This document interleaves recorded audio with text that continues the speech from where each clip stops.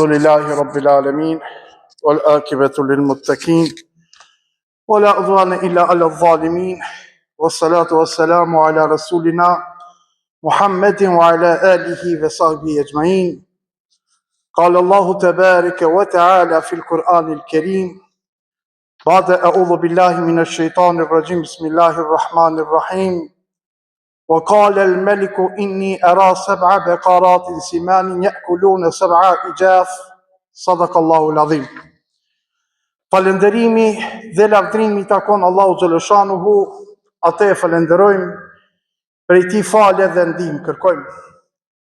Salate dhe selame i dërgojmë Muhammed Mustafa sallallahu alaihi wasallam, familjes së tij, shokëve të tij dhe të gjithë atyre që e pasojnë dhe e pasojnë rrugën e Muhamedit alayhis salam dhe në ditën e Kiametit. Të respektuar vëllezër besimtar, do të vazhdojmë edhe sonte në shpjegimin e surës Jusuf, e që sonte do të ndalemi tek ëndra e mbretit. Ashtu siç na shpjegon Kurani famëlart, pejgamberi Jusuf alayhis salam kaloi shumë vite në burg. Sipas transmetimeve fetare, Jusufi alayhis salam kaloi disa vite në burg, por kohëzgjatja e saktë nuk dihet. Komentatorët e Kur'anit famëlar, tefsirologët, përmendin dy periudha. Njëra periudhë thuhet se ka qenë 5 vjet, tjetra thuhet se ka qenë 12 vjet, ose më shumë vite, pasi që ai u burgos padrejtisht pas kurthës së mbretit udhëheqësit të Egjiptit. Për Malik ibn Dinarit transmetohet se kur Jusufi alayhis salam i tha kujdestarit verës, më kujto ti mu të pronari jot, i kishte fjalën më kujto të mbreti. Allahu xhaleshanuhu i tha, o Jusuf, ke gjetë mbrojtës tjetër përveç meje, pra edhe unë do të zgjas burgimin tanë. Pas kësaj, Jusufi alayhis salam filloi me qajt dhe tha, Zoti im, për shkak të hidhrime dhe fatkeqësive të shumta që i pata, duhet më jetë dobësu zemra ime. Me lejen tënde, prej tash e tutje, nga goja ime s'ka me dalë më fjalë e tillë. Hasan el Basriu, një dietar i madh i botës islame, sa herë që e lexoi këtë ajet koranor, qante dhe thoshte, kur na hasim ndonjë vështirësi në jetën tonë, vrapojmë më një herë tek njerëzit. Vallë, si do të jetë fundi ynë në këtë gjendje. Kjo kishte fjalën se ne kur hasim vështirësi, shpesh herë harrojmë krijuesin tonë, shpesh herë harrojmë Allahun xhaleshanuhu, shpesh herë ju drejtohemi krijesave, shpesh herë e gjejmë rrugdaljen te krijesat, shpesh herë kërkojmë rrugdalje te krijesat e Zotit xhaleshanuhu, e shpesh herë e harrojmë krijuesin tonë. Me një hadith, Muhamedi sallallahu alaihi wasallam ka thënë, Allahu e mëshiroft vllahun tim Jusufin, po mos t'i thosh të kujdestarit verës, më përmend të pronari yt, pas 5 viteve në burg, nuk do të mbetej edhe 7 vite e tjera aty. Mirë po, fatkeqësit, vështirësit, vujtjet, e ndryshme që Allahu xhaleshanuhu va ka dhënë pejgamberëve, njerëzve të zgjedhur dhe pas pejgamberëve të dashurve të tij, nuk ishin edhe nuk do të qohen si ndëshkim, por këto besimtari i kupton si mirësi dhe si begati. Me një hadith, gjithashtu pejgamberi sallallahu alaihi wasallam na drejtohet dhe thot, kur Allahu xhaleshanuhu e don një rob, atëherë lëshon mbi të bela pas belaje. Allahu xhaleshanuhu e boni shkak një ëndër që e pa mbreti për me nxirë Jusufin a.s. prej burgi, për të ndëru dhe për të bënë ata krenar fitimtar. Mbreti e pa një ëndër të habitshme dhe për këtë arsye ai i mlodhi të gjithë prifrit që i kishte, parin e vendit, ministrat e vet, udhëhecit e vet, që ishin edhe dietarët e asaj kohe, që të kërkojë shpjegimin e kësaj ëndre. Megjithatë, askush prej tyre nuk mujke me shpjegu këtë ëndër përveç se Jusufit a.s. Këtë e përmend Allahu xhaleshanuhu në surën Yusuf ajeti 43 ku thot: "Wa qala al-maliku inni ara sab'a baqaratin simanin ya'kulunhunna sab'un ijafun wa sab'a sumbulat." E kur u afru lirimi i Jusufit a.s., mbreti tha, e kam pa në ëndër 7 lopë majme dhe 7 lopë dopta që hanin ato doptat, i gëlltitnin ato të majmet, dhe 7 kallit gjelbërt që kishin lidh frytën e 7 tjera thata. O ju pari, nëse dini ta shpjegojni ëndrën, tregojni për ëndrën time. Vazhdon Allahu xhaleshanuhu dhe thot: "Qalu adghathu ahlamin wa ma nahnu bi ta'wil al-ahlami bi alimin." Ata paria i thanë, ëndra përzira e ne nuk dim komentimin e ëndrave të tilla. Sa herë thotë ato që nuk din dhe që e paraqisin veten si dietar të kohës, kur ju ngushtohet rrethi, e fajsojnë ose pyetjen ose në këtë rast ëndrën. Domethënë, shumë ëndra e përzime ka ndodhur. Nuk e dim na me shpjegu këtë ëndër. Ose shumë pyetje të përzime më ka bën. Ai i cili din, vullai e din edhe përgjigjen. Edhe ai i cili din me interpretu, me shpjegu ëndrën, di mas mirë ti ta jape përgjigjen. Ata u mundun që ta shjetohen para mbretit, duke thonë ëndrat janë përzime. Domethënë ëndrat janë ngatrume. Ne nuk dim të lloj ëndra mi shpjegu. Edhe sikur ti shit ëndra të qarta e të sakta, ne nuk jemi në gjendje ti shpjegojmë këto ëndra. Vazhdon Allahu xhaleshanuhu në ajetin e 45 të surës Yusuf dhe thot: ai prej atyre dyve që shpëtoi, që i pa thënë Jusufi ta përmend, e përkujtoi pas një periudhe e tha: unë u a garantoj dhe u a shpjegoj, u a gjej kuptimin e kësaj ëndre. Lejoni të shkoj te Jusufi. Ky ishte ai djaloshi cilën Jusufi a.s.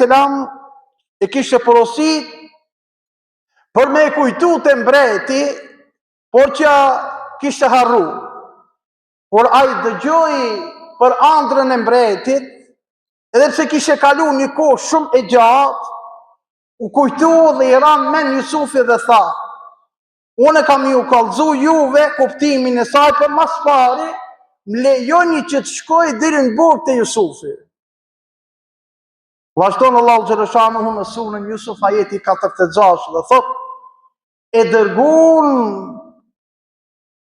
te burgu, ai tha: o Jusuf, o ti njeri drejt, na shpjego për 7 lopë dopta që i hajnë 7 lopë majme dhe 7 kallit gjelbërt e 7 thata. Ndoshta po kthehen te njerëzit me përgjigja ashtu që edhe ata ta kuptojnë vlerën dhe dijen tënde. Edhe pse djaloshi për një kohë gjatë e kishte harru Jusufin a.s. dhe porosin që ja dha Jusufi a.s. Për ta përmend tek mbreti, Jusufi a.s. nuk majti inat, nuk çoi inat, përkundrazi as se qortoj për haresën, ja tregoj kuptimin e ëndrrës së mbretit dhe udhëzoi se si duhet veproje.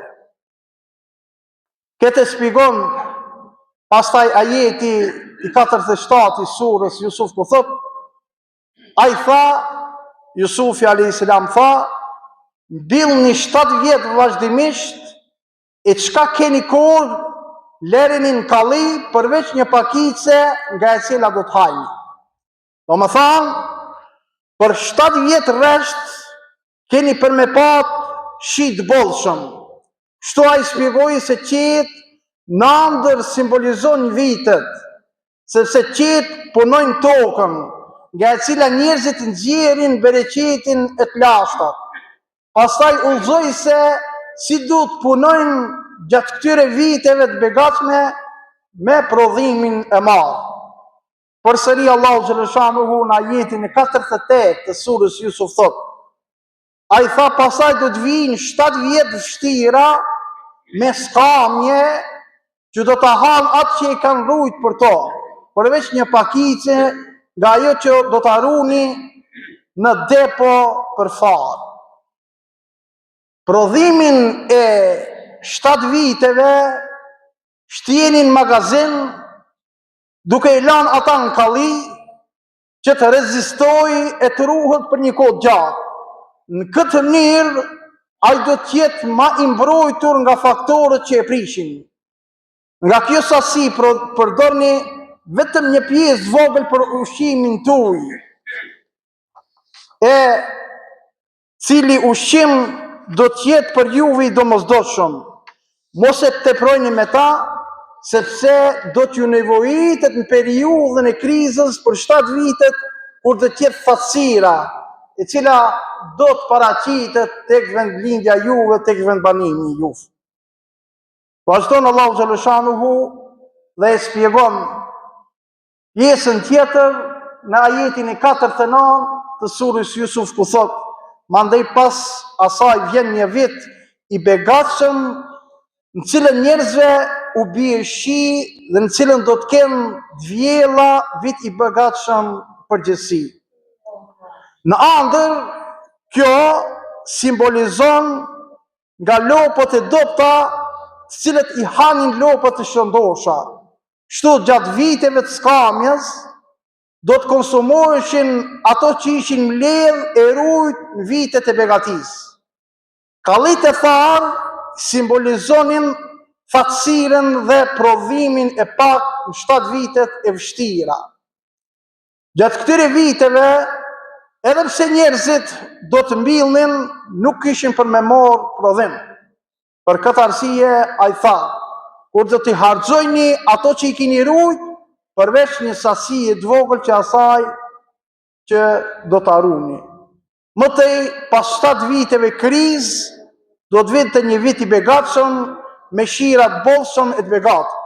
Atëherë njerëzit do të pasuroheshin me prodhimet dhe të vjelat, sikur si ishin mësu në kohë begatie. Edhe prodhimi blegtoral do të ishte me bollok. Leset të ndershëm besimtar, nga kjo ngjarje mund mormi këto mësime. I pari mësim është se Jusufi alayhis salam nuk ishte një komentues i thjesht i ëndrave, por ishte një udhëhec i cili ishte me një qoshe të burgut, i cili planifikonte për të ardhmen e vendit. Ai dha një sugjerim për disa çështje për një periudhë spaku 15 vjeçare. Ky komentim i shoqëruar me sugjerim për të ardhmen e bëri mbretin dhe parin e tij që të motivoheshin. Dhe ky ka qenë një shkak nga njëra anë që ta shpotonte Egjiptin dhe popullin e tij nga thatësira vrasëse, dhe nga ana tjetër e lironte Jusufin alayhis salam nga burgu dhe ta nxirrte qeverisjen nga durt e njerëzve zullumqar, mizor, të padrejt. Gjithashtu, prej mësimeve që i marrim nga kjo ndodhi, është se kjo ndodhi na jep një mësim të madh se fuqia e Allahut xhaleshanu është më e madhe se çka mund ta paramendojmë ne, çka mund ta logjikojmë ne. Allahu xhaleshanuhu nëpërmjet një ëndër thjesht që e shohin zullumqar, tiran, gjakpirsat në kohën e tyre. Ai e shpëtoi një popull të madh nga fatësira e madhe, gjithashtu e çliroi robën e vet, sinqert, Jusufin alayhis salam, pas disa vitesh nga vështirësitë dhe fatkeqësitë. Mbreti duhej ta shikonte patjetër atë ëndër që shërptorit shkonte te Jusufi alayhis salam burg dhe t'ia tregonte atij ëndrrën dhe në fund të gjitha këto ngjarje të rëndësishme lidhen me njëra tjetrën. Allahu xhaleshanu është ai i cili krijon ngjarje të mëdha nga çështjet e drejta. Dhe mësim tjetër që morim nga kjo ngjarje është se ëndrat e shumta që kanë ardhur në këtë sure, duke filluar nga ëndra e Jusufit alayhis salam deri tek ëndra e ditë të burgosërve dhe ëndra vet faraon udhëheqësit të Egjiptit, si dhe rëndësia e madhe që i jepnin njerëzit asaj kohe, tregon se komentimi i ëndrave në atë kohë ka qenë nga shkencat e përparuara. Ndoshta ka qenë e domosdoshme që pikërisht për këtë shkak pejgamberi i asaj kohe, pra Jusufi alayhis salam, të ishte shumë i informuar për këtë dije në një shkallë më të lartë se njerëzit e tjerë, aqsa të konsiderohej edhe si mrekulli prej mrekullive të Allahut xhaleshanu. A nuk duhet të jetë mrekulli e pejgamberëve argument më të qartë atë kohës së tyre, mënyrë që njerëzit fitojnë besimin dhe bindjen se burimi i detyrisë pejgamberëve është krijuesi i gjithësisë, është Allahu xhaleshanu. Ne bashkarisht të lutim Allahun xhaleshanu, vëllezër të ndershëm besimtar, që Jusufi alayhis salam të jetë model për secilin prej nesh. Jusufi alayhis salam të jetë model për çdo të ri, çdo të re. Jusufi alayhis salam të jetë model për secilin i cili është interesuar ta shfletoje këtë biografi, këtë histori e cila ka vlerë shumë të madhe.